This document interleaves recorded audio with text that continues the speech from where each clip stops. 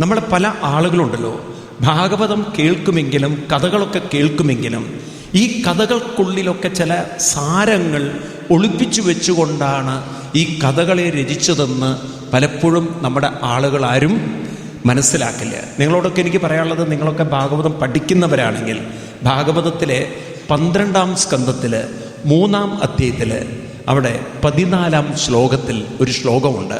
വേദവ്യാസ മഹർഷി പറയും, കഥായിമംസ്തേ കഥിതാമഹീയസാം വിജ്ഞാന വൈരാ കഥായിമംസ്തേ കഥിതാമഹീയസാം വിധായ ലോകേഷു യശപരേഷാം വിജ്ഞാന വൈരാഗ്യ വിവക്ഷയോ വിഭോ വജോ വിഭൂതിന്നതു പാരമാർത്ഥ്യം. ഈ കഥകളെയൊക്കെ അതുപോലെ നിങ്ങൾ എടുത്തു കഴിഞ്ഞാൽ അത് പാരമാർത്ഥികമാവണം, അതുപോലെ പാരമാർത്ഥികമാവില്ല.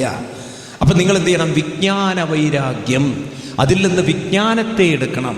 ഒരു പൂമ്പാറ്റയോ അല്ലെങ്കിൽ ഒരു തുമ്പിയോ അല്ലെങ്കിൽ ഒരു തേനീച്ചയോ പൂവിൽ ചെന്നിരുന്ന് തേനെടുക്കുന്ന പോലെ നമ്മൾ ആ കഥയിൽ നിന്നും സാരത്തെ ഉൾക്കൊള്ളണം. ഈ സാരത്തെ ഉൾക്കൊള്ളുന്ന രീതിയിലായിരുന്നു കഥകൾ നമ്മളോട് പറഞ്ഞിരുന്നെങ്കിൽ ഇന്ന് നമ്മൾ ഭാഗവതത്തിൽ എവിടെയോ എത്തുമായിരുന്നു.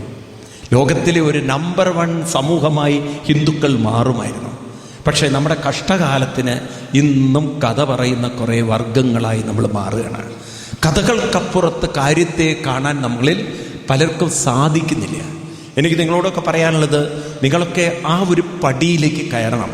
കഥകൾക്ക് പിന്നിലുള്ള സാരം ഗ്രഹിക്കുന്ന സാരഗ്രാഹി. നിങ്ങൾ ഭാഗവതം തുടങ്ങുമ്പോൾ തന്നെ കാണുന്നില്ലേ, പിബത ഭാഗവത രസം എന്നാണ് വ്യാസഭഗവാൻ വാക്കുപയോഗിച്ചത്. ഭാഗവതം പിബത എന്നല്ല, പിബത ഭാഗവത രസം. അതിൻ്റെ രസത്തെ പിബത, അതിൻ്റെ സാരത്തെ പിബത, അതിൻ്റെ തത്വത്തെ പിബത. അങ്ങനെ നമ്മൾ കഥകളെ വ്യാഖ്യാനിക്കണം. ഇന്ന് അതിന് കഴിവ് കൂടുതൽ വെസ്റ്റേൺ ആളുകൾക്കായതുകൊണ്ടാണ് ആ വെസ്റ്റേൺ ആളുകൾ ഇന്ന് നമ്മളെക്കാൾ വളരെയധികം വിദ്യാഭ്യാസ രംഗത്തും അതുപോലെ ശാസ്ത്രരംഗത്തൊക്കെ കുതിച്ചുയരുന്നു. നിങ്ങൾ നോക്കൂ, ഇന്ത്യക്കാരുടെ ബുദ്ധിയും അമേരിക്കക്കാരുടെ ബുദ്ധിയും തമ്മിൽ എന്താ വ്യത്യാസമുള്ളത്? നിങ്ങൾക്ക് തോന്നുന്നുണ്ടോ അവർക്ക് ബുദ്ധി അധികം, നമുക്ക് ബുദ്ധി കുറവാണെന്ന് തോന്നുന്നുണ്ടോ? പറയൂ, അങ്ങനെ തോന്നുന്നുണ്ടോ? എല്ലാവർക്കും ബുദ്ധിയില്ലേ? ഉണ്ടോ? പക്ഷെ എന്തേ അവിടെ കണ്ടുപിടുത്തങ്ങളും അവിടെയാണല്ലോ പുരോഗതിയൊക്കെ വരുന്നത്?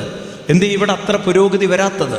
കാരണം നമ്മൾ വളർന്നു വരുന്ന സാഹചര്യങ്ങളാണ്, നമ്മളെ വളർത്തിക്കൊണ്ടുവരുന്ന സാഹചര്യങ്ങളാണ്. അപ്പം നമ്മളെ ചെറുപ്പത്തിൽ തന്നെ അങ്ങനെ ഒരു മോട്ടിവേഷനിൽ കൊണ്ടുവന്നിരുന്നെങ്കിൽ, ഒരാളുടെ പൊട്ടൻഷ്യൽ ഒരാൾക്ക് തിരിച്ചറിയാൻ സാധിക്കുമായിരുന്നെങ്കിൽ, ഒരാളുടെ എബിലിറ്റിയും ഒരാളുടെ മെൻ്റൽ സ്റ്റെബിലിറ്റിയും തിരിച്ചറിയാൻ പറ്റുമായിരുന്നെങ്കിൽ ഇന്ന് നമ്മൾ ലോകത്തിൻ്റെ നെറുകയിലെത്തുമായിരുന്നു.